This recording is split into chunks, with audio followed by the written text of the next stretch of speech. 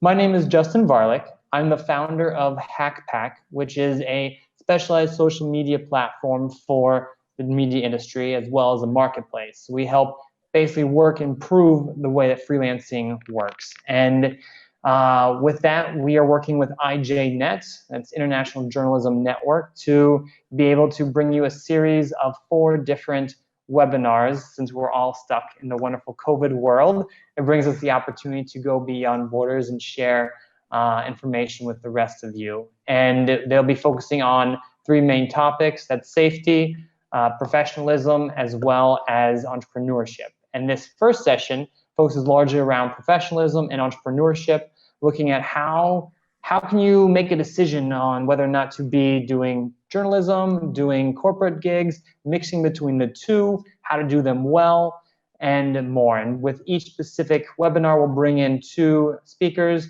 to basically be able to have a conversation with each other, and then you can ask them questions.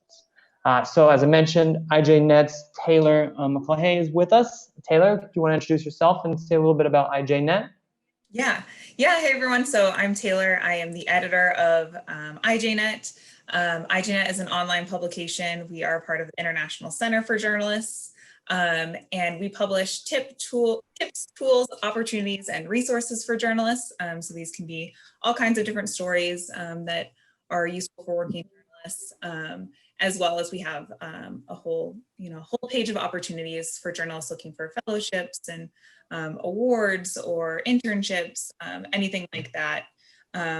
And we will promote those on IJNet. We're published in 8 languages. So not just in English, we're in Spanish, Portuguese, Russian, Chinese, French. We just added French. I think I forgot something there. In Arabic, Farsi. So you have lots of options to read IJNet, and by doing so, we really do reach a global audience. And we're really excited, to be working with HackPack on this series. We know freelancing is such an important topic to journalists working all over. I think it's just getting more and more important, as we see so many changes in the industry. So we're really excited to be working with HackPack on this. So I'll be disappearing. I'm going to let Justin totally moderate the conversation, but I will be here in the chat. So if you guys have any questions, we really want you to interact with the speakers. So definitely drop those in the chat or in the Q&A section, and we'll pass those on. So, you guys. Wonderful.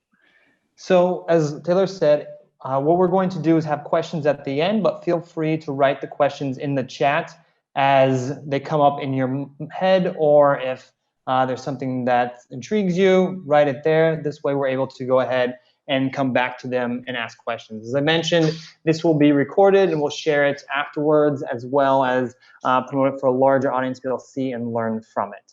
And I think that's all the logistical business. So let's get started. I'd like to introduce the speakers and have them actually introduce themselves. Lauren, do you want to say a few quick words about yourself, your background, and kind of like your experience between the 2 sides of journalism and corporate? Sure. So hi, everyone. Thank you very much for having me and for coming along. I'm a journalist and a digital maker focused mainly on technology and the future of work. And I basically launched my freelance journalism career in 2012 from my university bedroom. Since then, I've been an innovation columnist at Inverse, a Guardian Masterclasses speaker, and most recently, Google's managing editor for the future of work.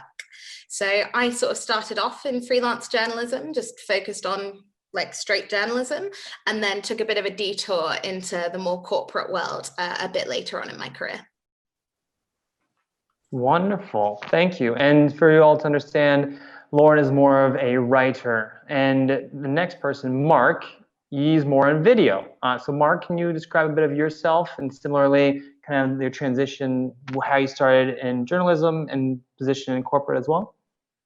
Yeah, of course. So as you announced, I didn't really start out in the journalism field straight away. So I started out in filmmaking. I learned the craft of camera operating and sort of started out with factual filmmaking. And I then transitioned from there into corporate filmmaking, corporate videography, sometimes commercial filmmaking, and have since swung back around and come back into journalism. And I'm currently part of the HackPack team, in a sense that I'm one of the sort of local ambassadors for the German-speaking area, and I'm now also working as a science reporter for SofaDog, which is a new startup, right? Yeah, wonderful. So both Marc and Lauren have a really great understanding, coming from different worlds and kind of going different paths. Lauren, can you start off and just generally explain to everyone kind of your path of how you originally started doing corporate gigs? Did you go out and search for them? How did you make that move from working as a journalist into the corporate side? So I was a freelance writer and sort of wanted to, I guess, level up from what I was doing and become an editor. And at that time in the industry, in media, there just weren't a lot of remote work opportunities. So I started to look a bit further afield because I really didn't want to move to a big major city. I wanted to be able to sort of keep traveling for stories and I guess have a bit of a cheaper lifestyle in that way. So I guess that's what really led me to look further afield than media to find that editor's job. In terms of like the practicalities and how I got to that point, I got a few corporate gigs through digital platforms, including HackPack, and I found that the money was good and the work was interesting. So I guess I just kind of went with it. And now I do a mix of journalism, making my own stuff, and still some corporate consulting work. Mm-hmm. So it sounds like you kind of went to a few platforms and people basically came to you. You didn't do too much outgoing, active searching. Yeah, so I mean, at the beginning, it was just kind of, I think a lot of journalists find themselves in this boat of just not really knowing what's out there, not really knowing like where else you can apply your skills in a useful way, or whether, you know, you could even get a writer or an editor's job in different industries at that point. So yeah, it was an eye-opener for me to kind of put profiles up on these digital platforms, and then to have a bunch of corporate clients kind of come to me interested in seeing what kinds of projects I might be available to work on, which ultimately sort of led me to take more of a full-time role. Awesome. And Marc, for you, like, how did you end up first moving from university filmography into corporate type of gigs? Yeah, so as I said, I was in sort of the documentary world when I came out of university, and I'd sort of set my sights on that. But as it is when you finish university, you're sort of quite broke, and you need money. So I started looking for any type of work that involved filmmaking, you know, as a hired cameraman, anything. And I started out, you know, even taking some free gigs in the very beginning, and sort of just building a little portfolio. And I think because I am based in London, you do start to mingle with a lot of people, and yeah, at some point you get that magic callback of a bigger project, and I just sort of took it from there. And yeah, I think after a while it was going so well that I sort of let the vision of doing documentaries, doing journalism, more factual stuff, sort of slip out of sight for a couple of years. Which is fine, you know. It was a really good experience as well to do a lot of that commercial work. But yeah, as I said, at some point I sort of sat down and thought to myself, I want to transition back into what I set out to do, really. Yeah. And so you both make it sound extremely smooth, as if you kind of like fell into it more or less. But a lot of people either have basically have preconceived feelings or emotions to be doing corporate gigs, whether that be, let's say, work for a, well, I mean, can you just, describe some of the corporate gigs you did, as well as describe some of the, did you have preconceived feelings? Did you feel like you shouldn't be doing it? Was it taboo? Can you talk about that, Marc?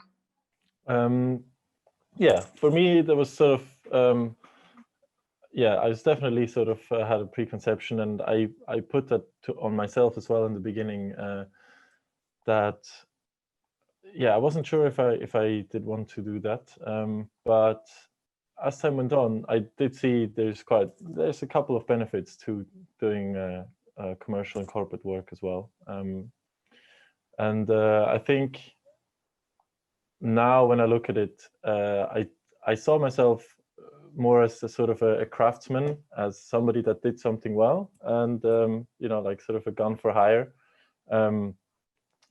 So I took it more from there.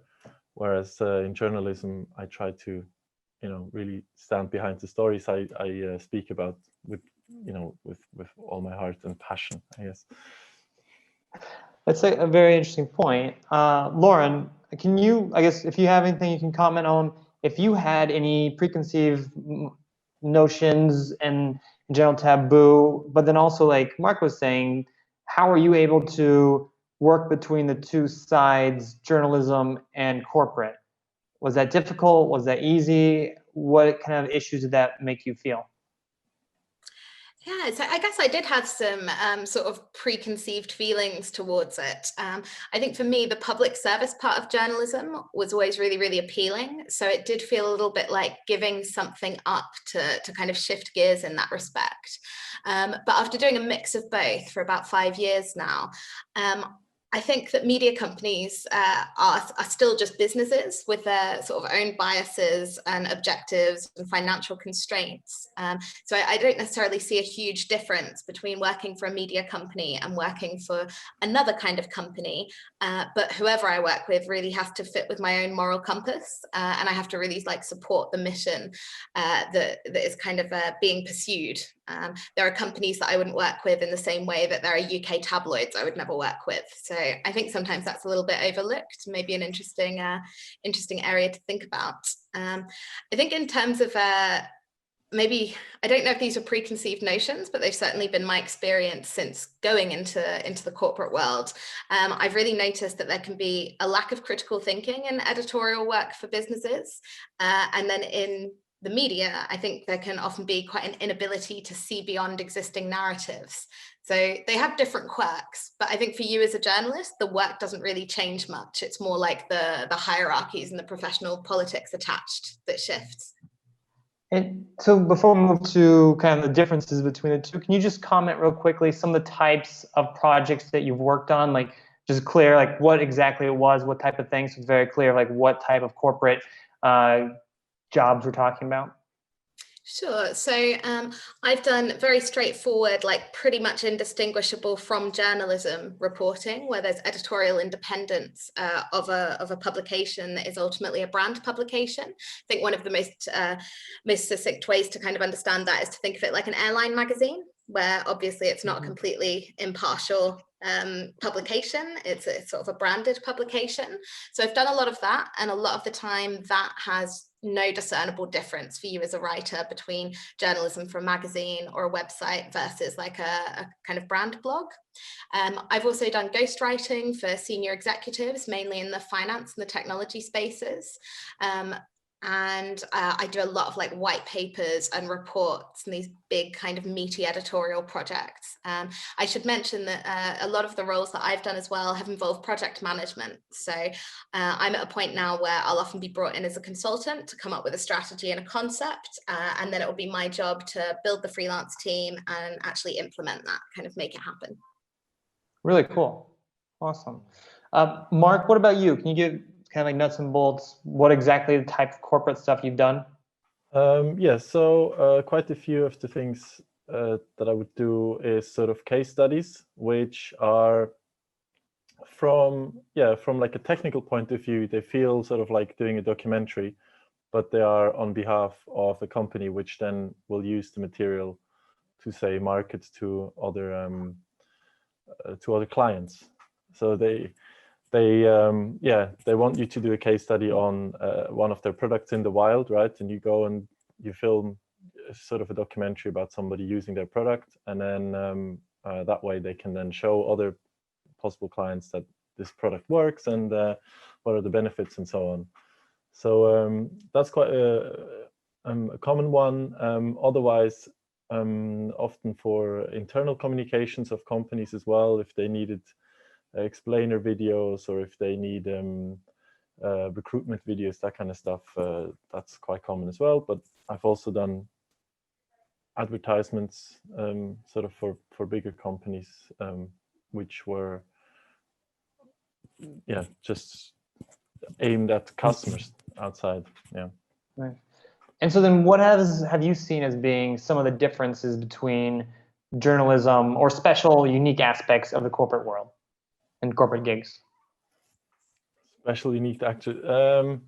I mean, I don't know if we're going to touch on this later, but basically, I think both journalism and the corporate world have high expectations to quality, but I think it's sort of sometimes different things that they look for. So especially in visual communications for brands and so on, stuff has to be very, perfect, so to speak. It has to look really good. It has to sound really good.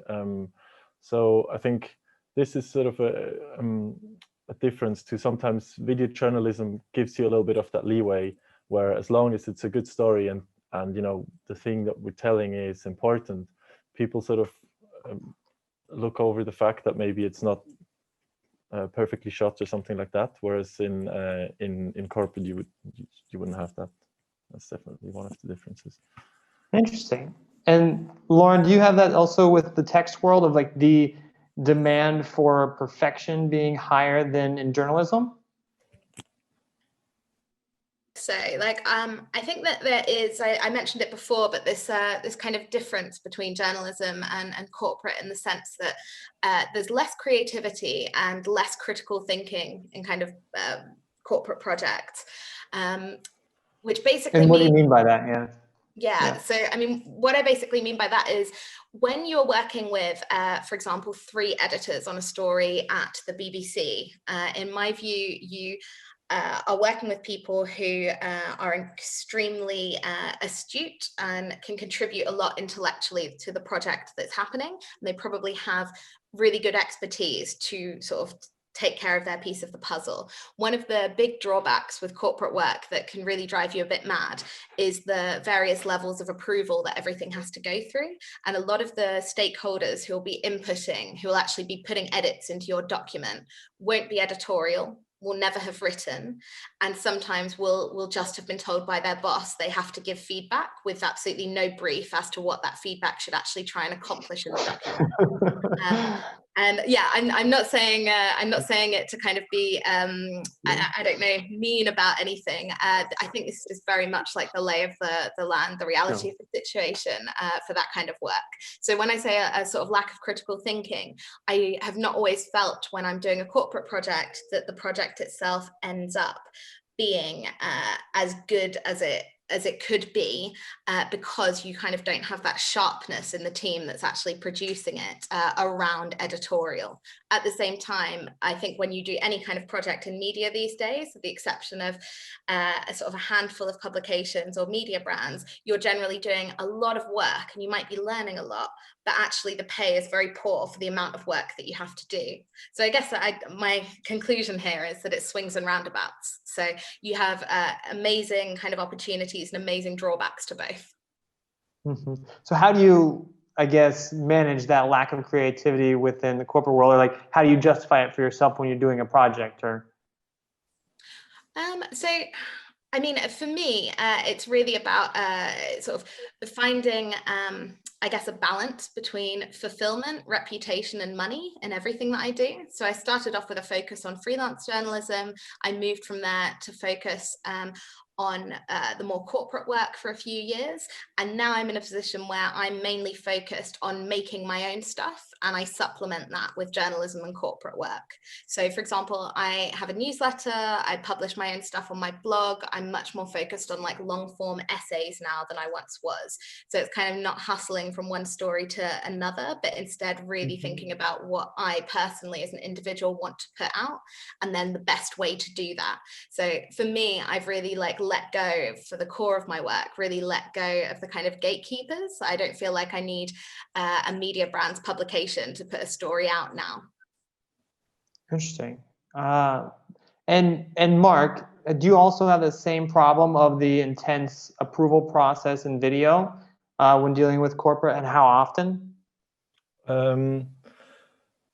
Yeah, I think the really tough part is usually in the bit where it comes to editing and getting the film signed off in the end, because yeah, it's a similar story. The larger the company, the more stakeholders there will be, and they will not talk to each other. Usually, they will just, you make a film for the first stakeholder, so to speak. You know, you go back and forth sometimes for weeks, and then they'll sign it off, which means it gets passed on to the next higher stakeholder, and they'll see it, and they completely disagree with what you deliver because there was no internal communication. It can be sometimes frustrating, but And what's the longest amount of time that you feel it's been between you've done a first edit and then it's been actually accepted?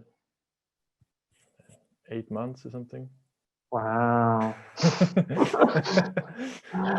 Yeah, it can take really long, but that's sometimes, you know, sometimes they will just these are sometimes big corporations that have a lot of stuff on their plate, and you know that they will do a lot of internal communication and external communications and so on. So sometimes stuff just gets pushed back. So it can be that you won't hear anything from them for 2 months, and then you'll get another round of feedback and you'll do something, and yeah, and then it goes up to a higher person, and then all of a sudden they're saying, oh, are we even doing the right thing? Or circumstances changed in the meantime, and it's the question if it's still relevant. So yeah, it can take a while. That's a good mention as well about how circumstances change or they come back with more feedback. Usually that's a big question, is how do you set up a specific scope of work with a client, and then what happens if they start asking for more things? How do you react to that? How do you push back on it as a freelancer? I think the most important thing is that you sort of know your worth. You always have to, that's where we start. So, you know, I'm worth this much money for my time. And so obviously in the beginning, you sort of negotiate with the client and you ask them what they want. And that's when you make an initial proposal, because you know it's going to take you X amount of time to finish it, right? And then I usually leave some leeway for if stuff goes wrong, or if they want to have, you know, there's 3 rounds of feedback, but okay, I'll do a 4th round of feedback if it's not like a massive thing. But yeah, as soon as that's sort of over, I will gently, you know, nudge them, write an email and say, you know, we can do these changes that you want, and I'm very happy to do them, of course, but it just means we will have to raise the price for the overall project. And then usually, you know, because they are corporations, they know how money works. They know that people work for money, so usually it's fine. Sometimes they will say, oh, okay, no, actually we're happy with the product. That's happened to me before. so they'll ask for amendments until you say, okay, well, you got to pay more, and then they're like, oh, actually it's fine, we'll take it. But that's usually smaller clients. The bigger ones will just pay for until they have what they want, really.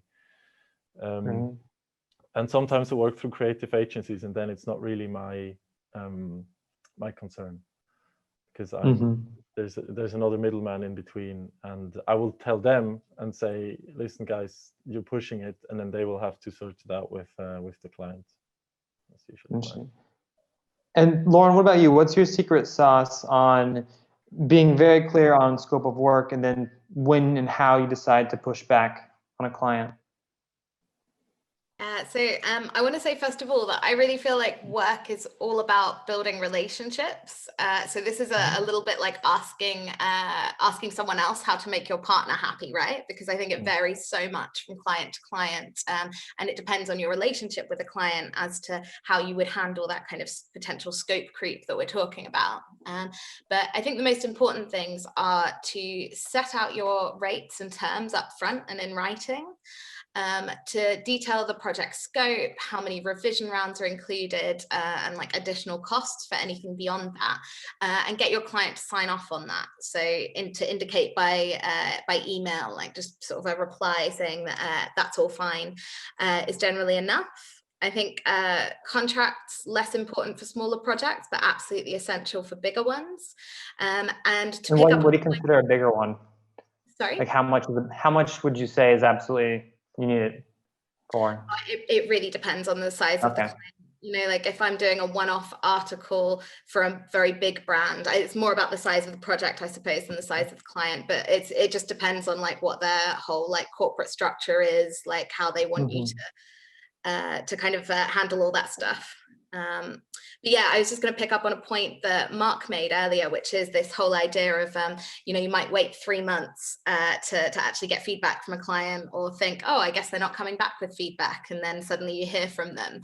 And I do think that you have to be flexible on scheduling for corporate clients. And part of the reason why corporate projects pay well is because you're kind of at the whim of that client to an extent.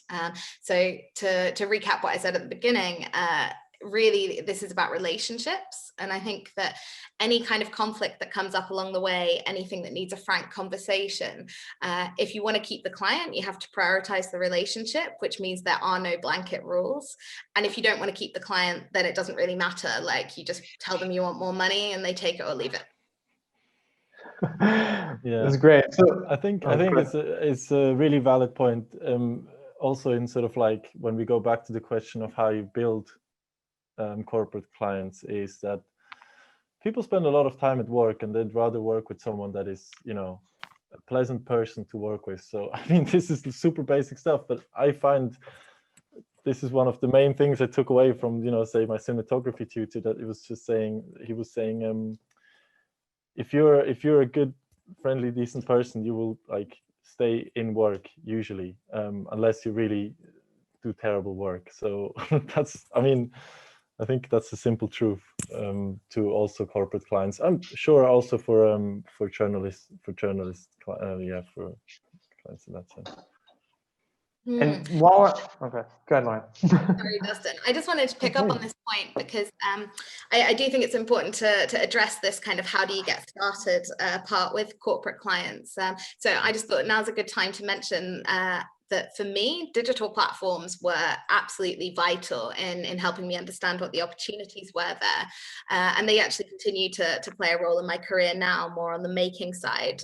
It's like you kind of had these digital platforms at first that helped you connect with clients, but now you kind of have digital platforms that will actually help you build and monetize an audience. So I think that's really interesting. And I'd encourage anybody watching to kind of go and register for a bunch of platforms and investigate them. And in fact, I'll share it in the chat. Yeah, can you name some? Yeah, name some that you like. Yeah.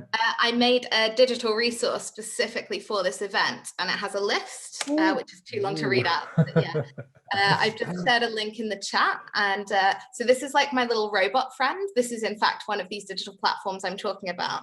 It should basically, if you put your email address in there, send you an email very, very quickly, and it will just be a rundown of a bunch of different resources.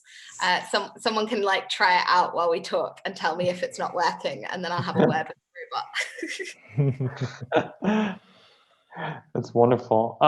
So I think this question is more for Lauren than Marc, but basically when you're working with a corporate client, you also do journalism. Have you had any ethical questions or issues, I guess, especially because you're a tech journalist and you help and work with tech companies, like if you happen to write about a company, like have you had those, have you thought about those questions, and how have you made a decision on it?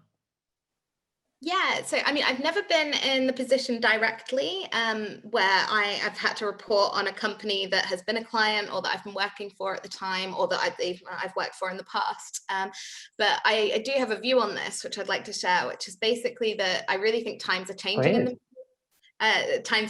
the media industry. And so we're seeing more and more staff journalists sort of leave their jobs to publish to audiences directly now.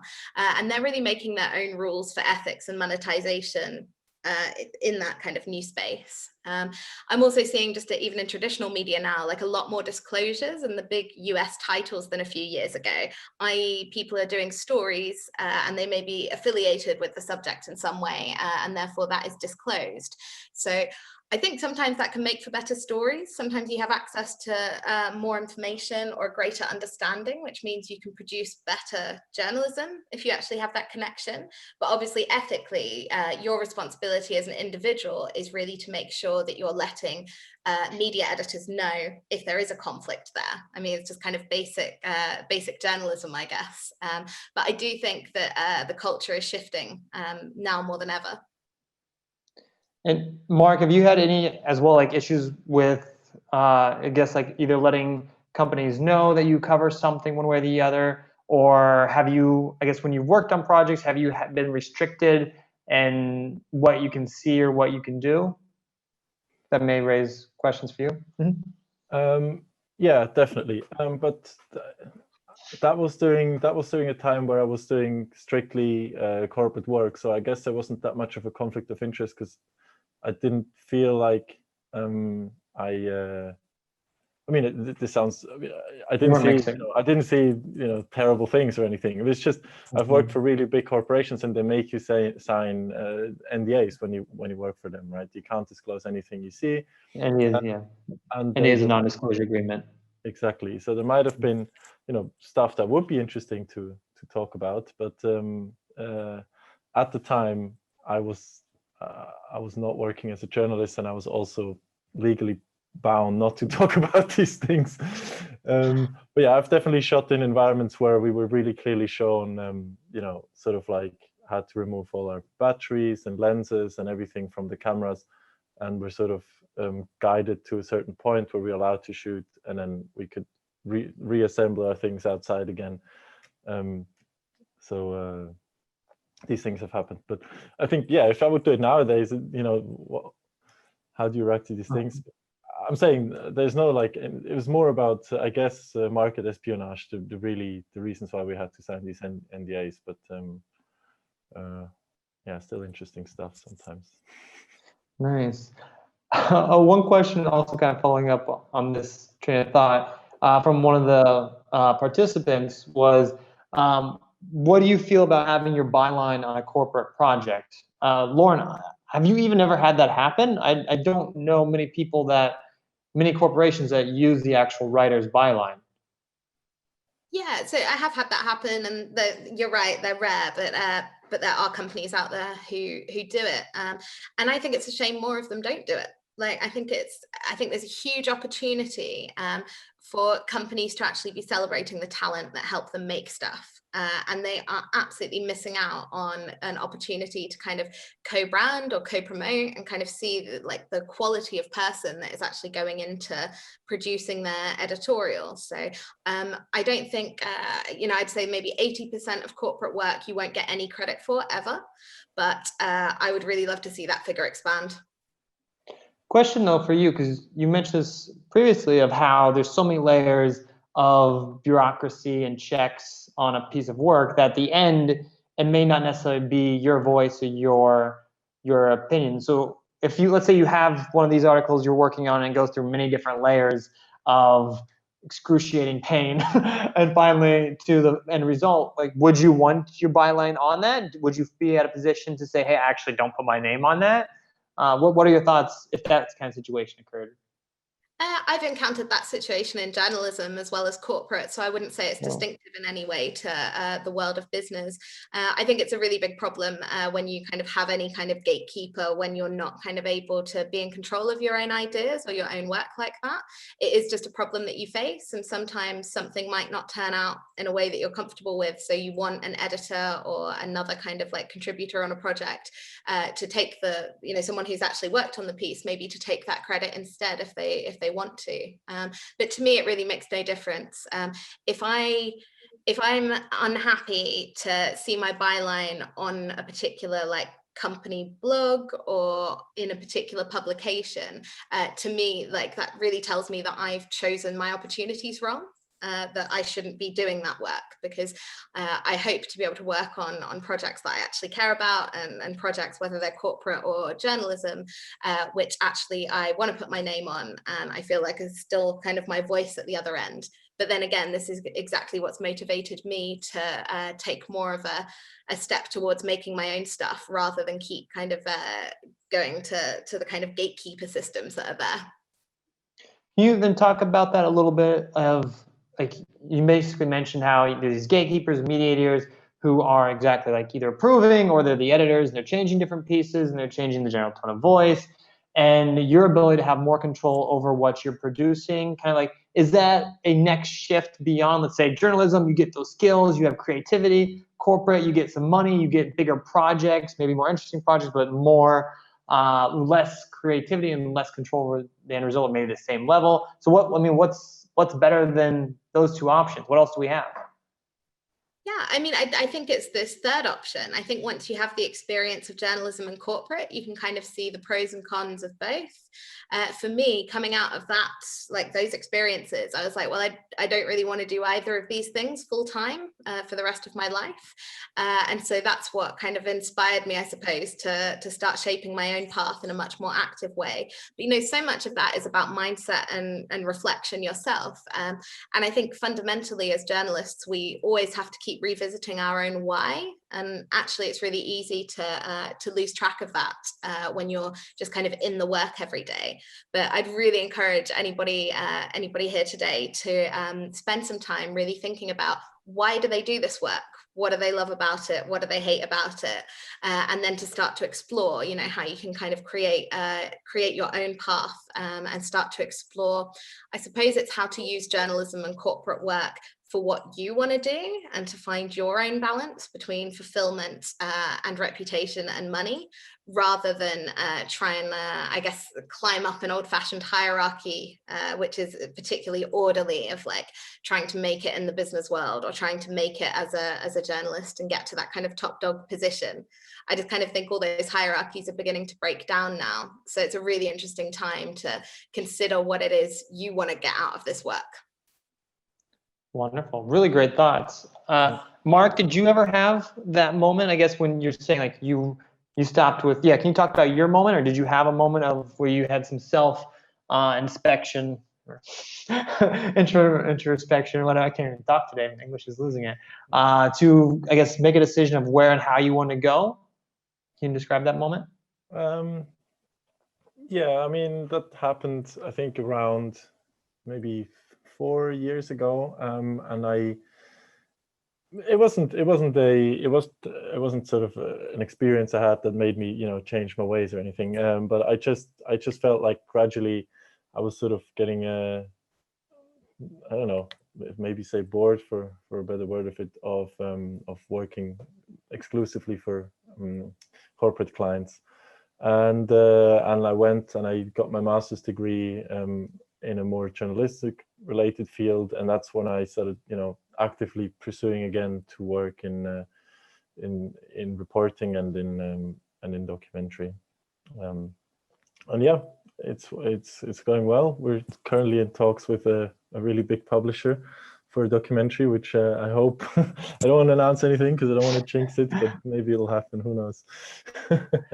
That's wonderful. And one question too, because you talked about something earlier when we were discussing this topic, is, but for the differences between journalism and corporate, is kind of like what drives the story and the differences between the two, and kind of like how you go about creating the story between the two different types of clients.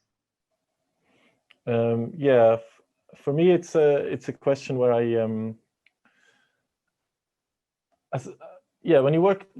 when you do corporate work like I did, it's and you're sort of a hired gun, right? Oftentimes the story is given to you by a creative agency that's already figured out.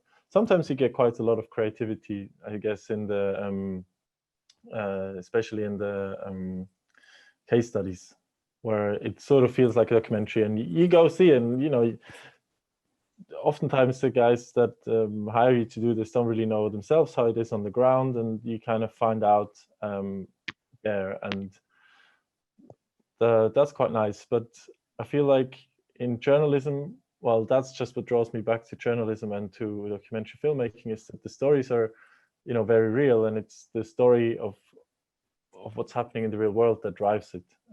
Whereas obviously the corporate world works more with fabricated narratives sometimes.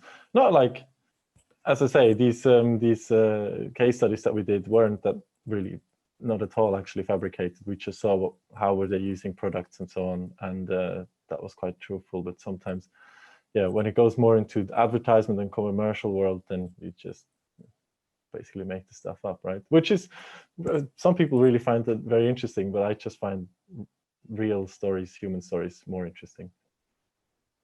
Awesome, awesome. And so one question from the audience, someone asked, and I think it's a good one for you because you thought about it in the beginning, we're debating between the two, Mark, is do you feel you are a sellout if you're a journalist turning to corporate clients for additional money? I think this is a question you have to ask yourself. And I think if you can go live with it, then I think you should go for it, because working for corporate clients has its benefits, really. I felt like I was a sellout when I came out of uni, and you know, I had my friends make jokes about me because, you know, I sort of graduated university with a very inflammatory documentary about the corporate world, and so but then I also had to listen to jokes of my friends when I started working as a line cook because I was out of money. So in the end, you just got to figure out how are you going to make ends meet, and is it something that you can live with, really. And I could at the time, and I learned a lot from it as well. It's you can learn a lot from working for corporations. Can you mention some of the top things you've learned?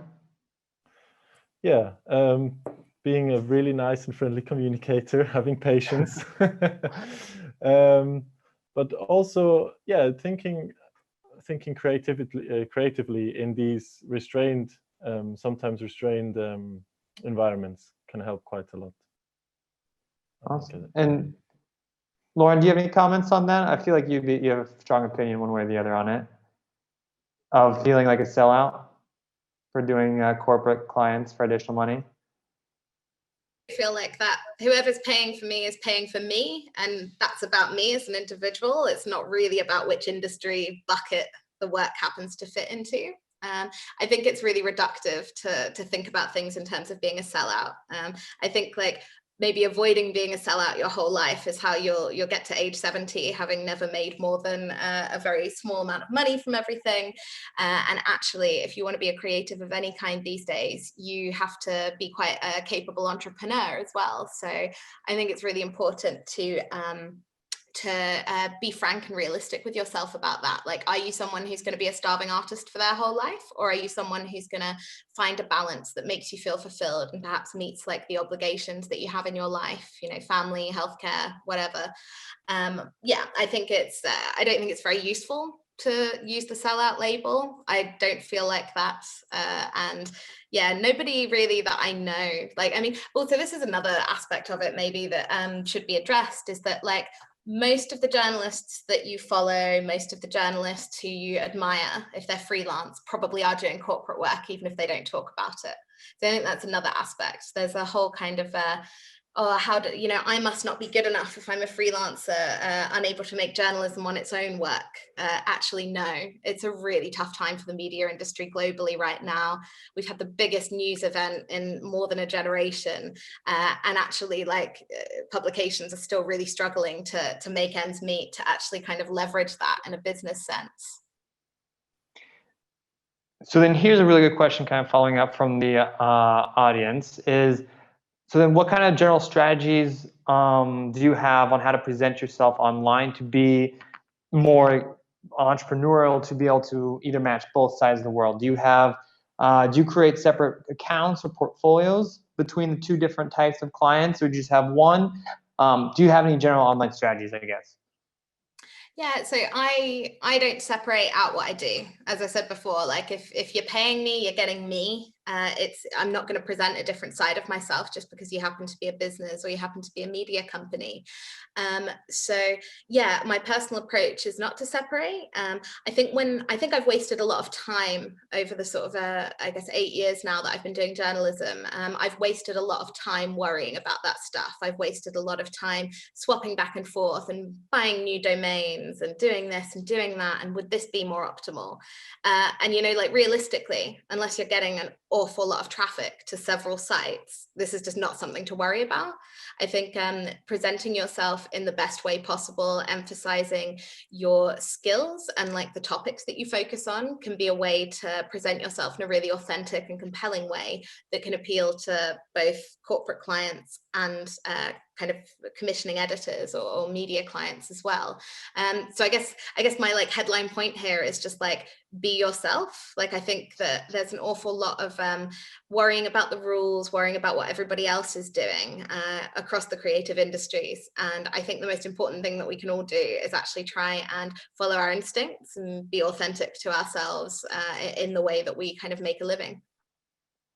That's awesome. Marc, do you have anything to add on that?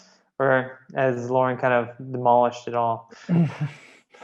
Yes, put it very well. Yeah, I mean, my online strategy, I would say, is sort of lacking a little bit.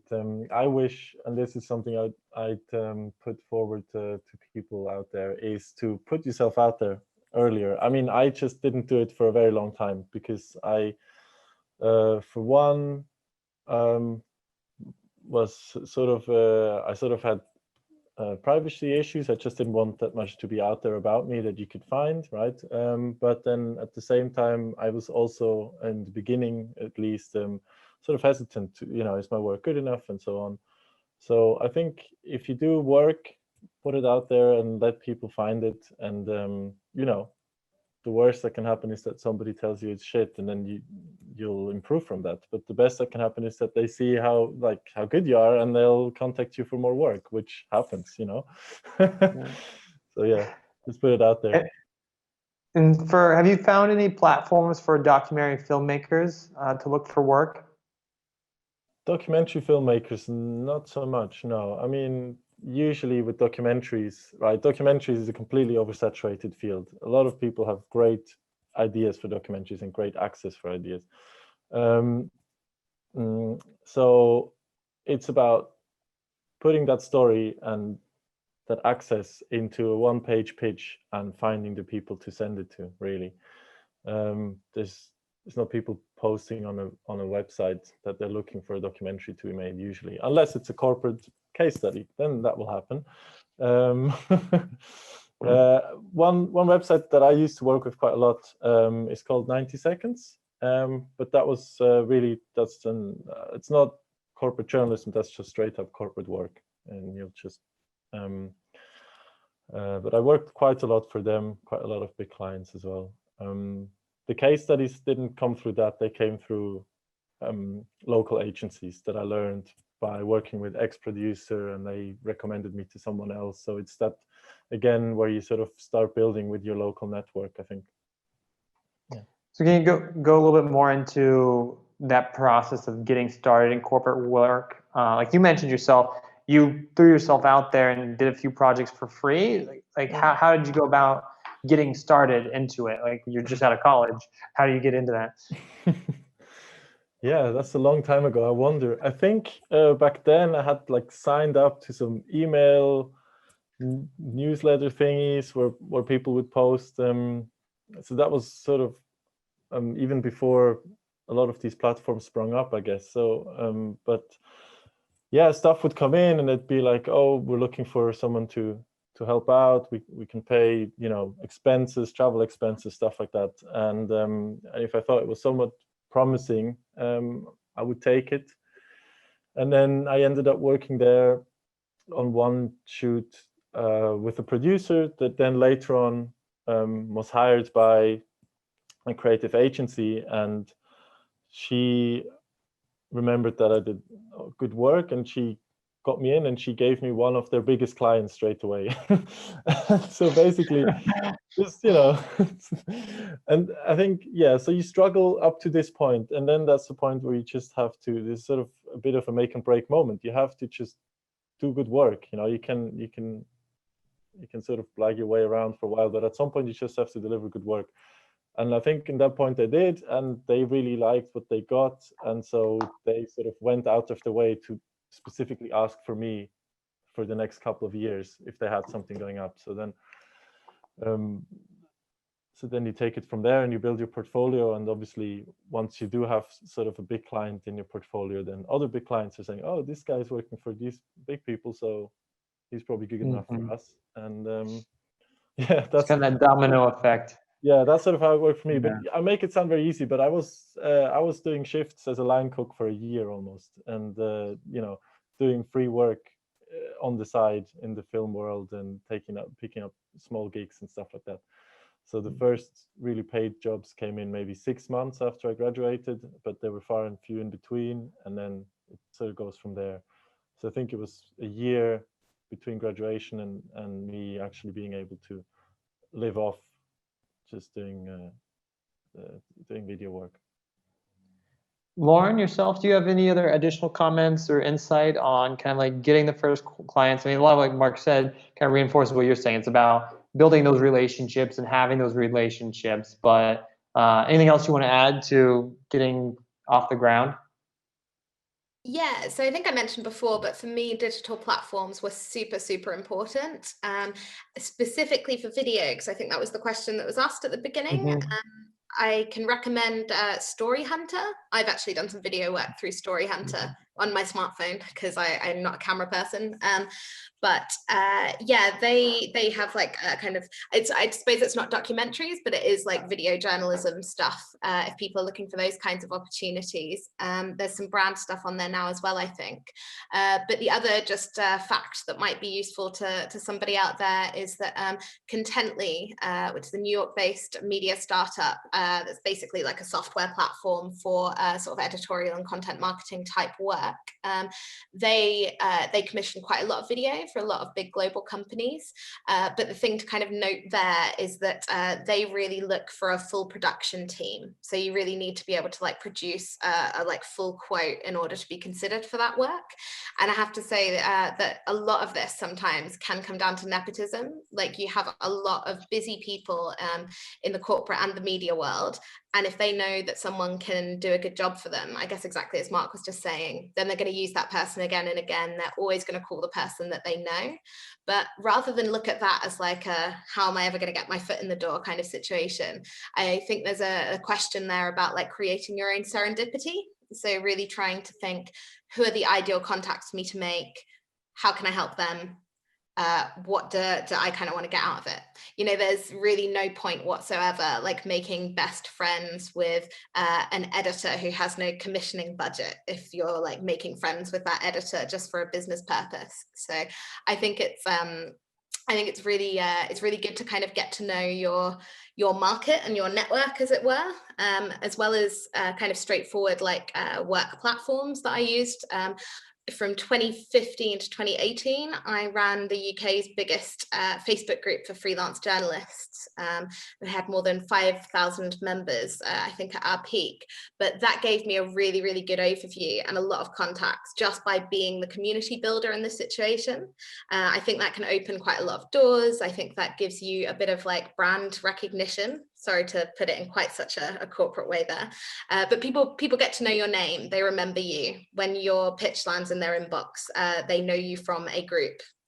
So yeah, I'd really encourage people to just do as much research as possible and get stuck in with different communities. The resource that I shared before has a list of different communities, some of them free and some of them paid, doing all sorts of media that you can just kind of dive into. Wonderful. So I think we can go into other questions from the audience. I already mentioned a bunch. Any other wonderful ones that we want to highlight? Let me see, I think. All right now. So I think next question I would normally have for you guys both is, because we're kind of getting down to the end of my list of questions are, what are any general like tips that you may have, or things you want to make sure that we mention when you are working with a corporate client?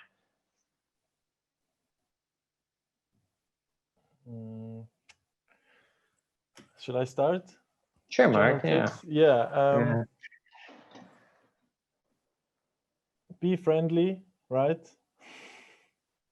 And know your worth. Just don't undersell yourself. And if they try to push you and try to, most serious clients won't do that at all. But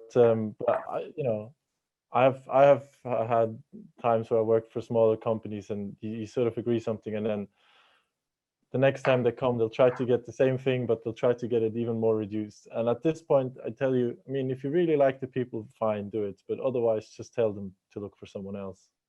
Obviously not if you're starving, then maybe do it. But it's just about knowing your self-worth, really. And I think it's a really important thing in the industry as well to do that, because otherwise you'll just never get to the places you want to be.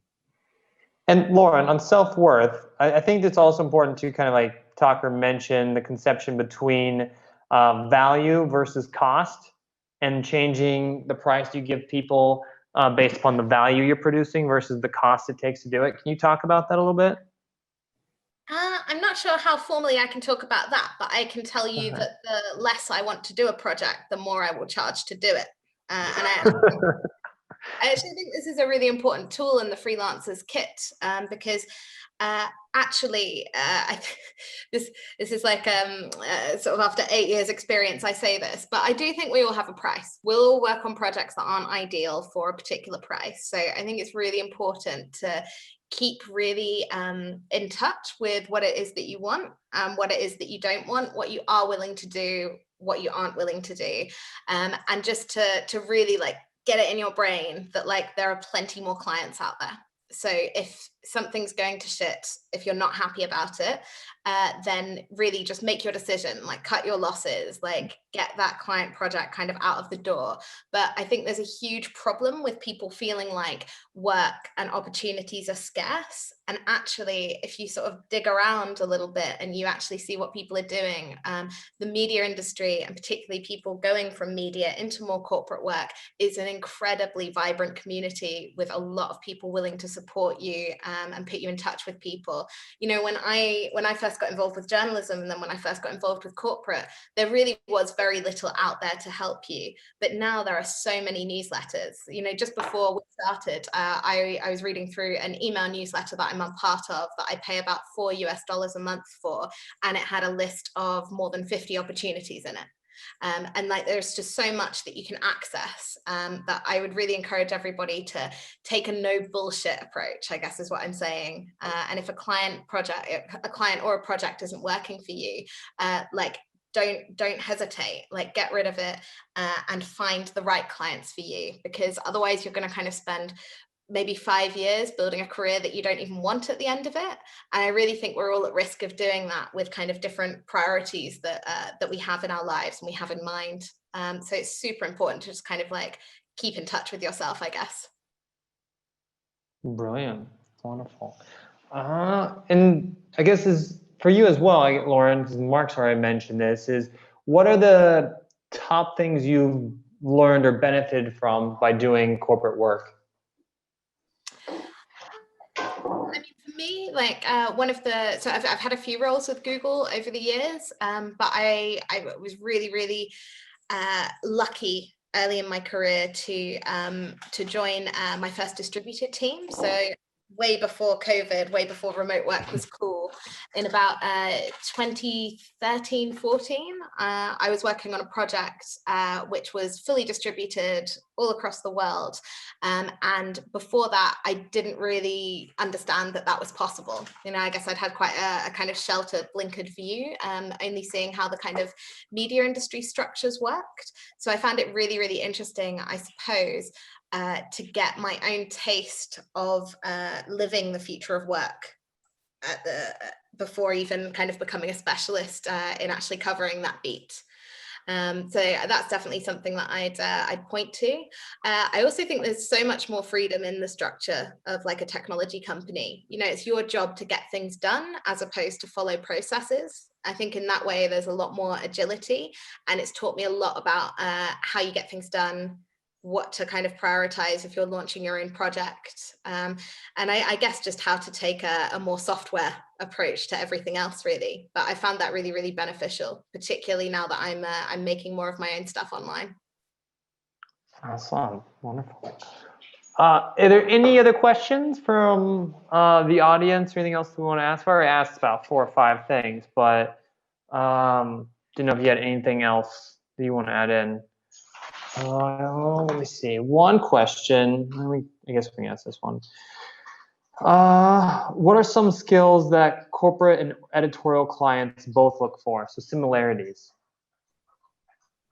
Mark, you want to comment on that from a video side?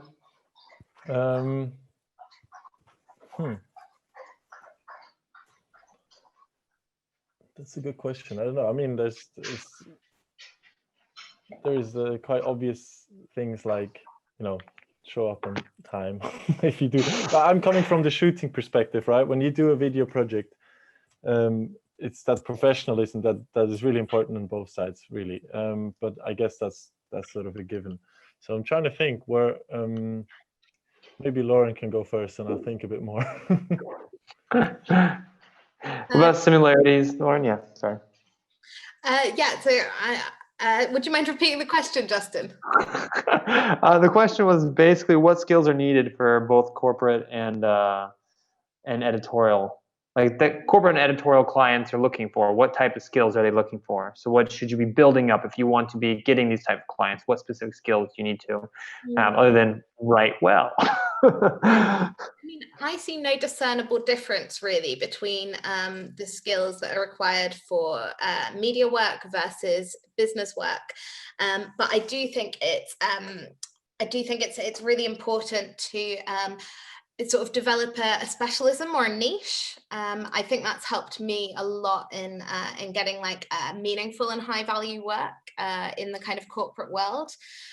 So I'd really like advise anyone who's thinking about going from kind of journalism into corporate work that corporate work is actually like a terrible blanket term. It means nothing, right? Like we've been using it during the session. Yeah. To refer to our whole big kind of like area of work, area of industry.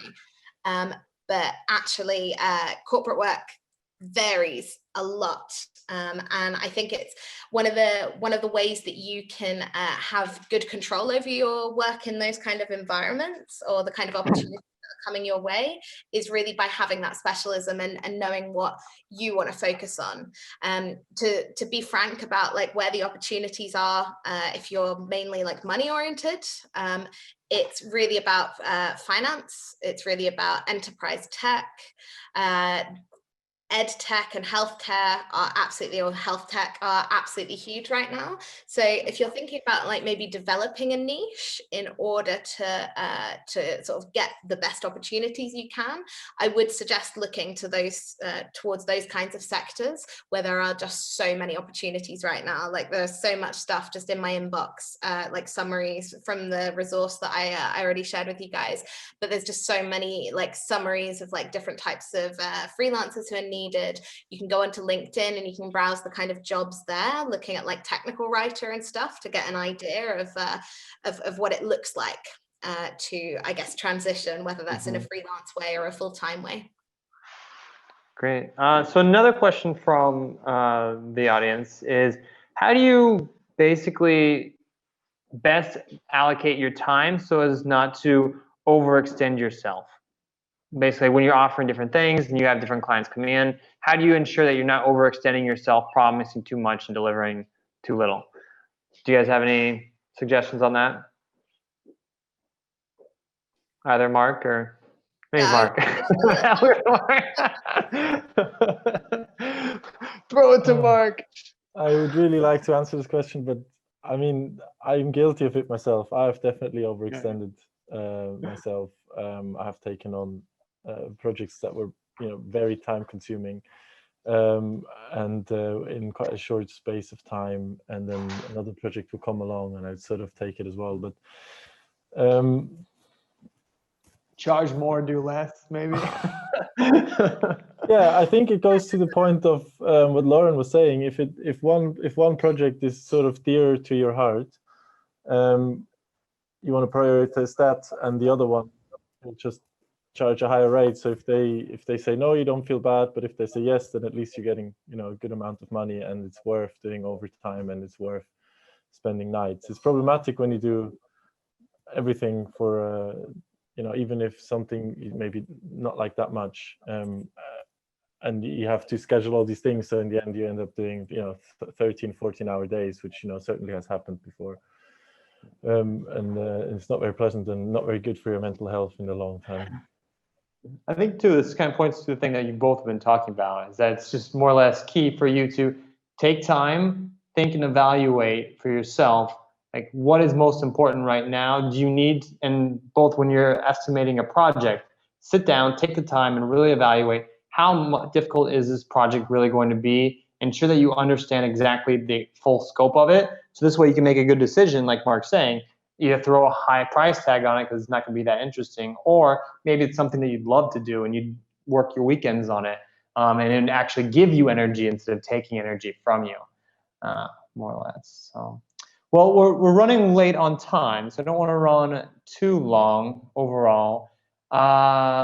So is there any last comments that you, Marc, or Lauren have? And do you want to let them know how they can stay in touch with you if they have any questions following the session, so they can maybe throw them to you directly?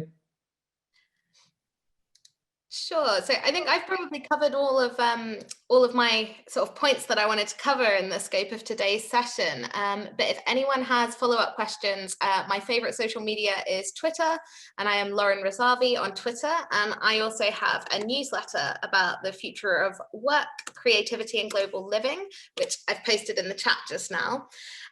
If you would like to kind of stay in touch that way, you can hit reply on any of my emails to get in touch directly. And aren't you working on a book, Lauren? I am working on a book, but it is not available for sale or for pre-order yet. So sign up for the newsletter in the meantime, and you will hear when the book is available. Marc, what about you? Sounds like we both have stuff in the pipeline that might have, as well. Yours sounds like it's definitely going to happen. Mine sounds like it might happen. I think I saw Taylor post a link to my website before. In the About section, you'll find my email address. So if you have any burning questions or anything, please do not hesitate to contact me. But yeah, I think I've also sort of said my main points. I think I'd just be hammering on about the same things. So. Well, wonderful. Then thank you both. For everyone else as well, as I mentioned, I'm the founder of HackPack. Definitely check it out at hackpack.press. It has various jobs. It's a marketplace, first and foremost, help connect you with clients, but then also it's a social media platform, so you can go ahead and connect with each other, engage with each other, find people to work and collaborate on different projects with each other. And we're very excited to be working with IJNet, who is also an amazing resource to journalists around the world. So if you haven't already, visit their website, follow them on Twitter, and read great articles that they post up and put out. We thank you for your time and joining us, and thank you so much, Marc and Lauren, for giving us your time this evening, sharing the lessons you've learned throughout 8+ years of struggling, fighting, hustling, and making it to where you are today. So thank you again, and we'll share a video after this session for people. So if you want to rewatch, you can get it all, and then also top lessons learned. So thank you again for your time. Do you want to mention anything else, Taylor, or shall we let them all go? Yeah, I do. Oh, we yeah. do want to I was mention going to something say. other thing. So yeah, as we mentioned at the beginning, this is a series of 4 different webinars, and so we'll have the next webinar on November 17th. Lauren, you want to mention the topic and what that's about and share a link to it, so that if anyone wants to go, they can immediately go ahead and register for it, and we'll share it later on. Yeah, so I'll just put a link in the chat. So the next Freelance Hacks webinar with HackPack and IJNet, we're going to be talking about safety as it relates to the pandemic, but also just kind of so much more. So safety in 2020 and beyond. So how we can kind of keep that culture going as we move ahead. Yeah, something that actually needs to be more discussed, especially for freelancers, because freelancers have far less security than full-time staff. You pay for your own insurance. Clients push you or don't necessarily have long-term relationships.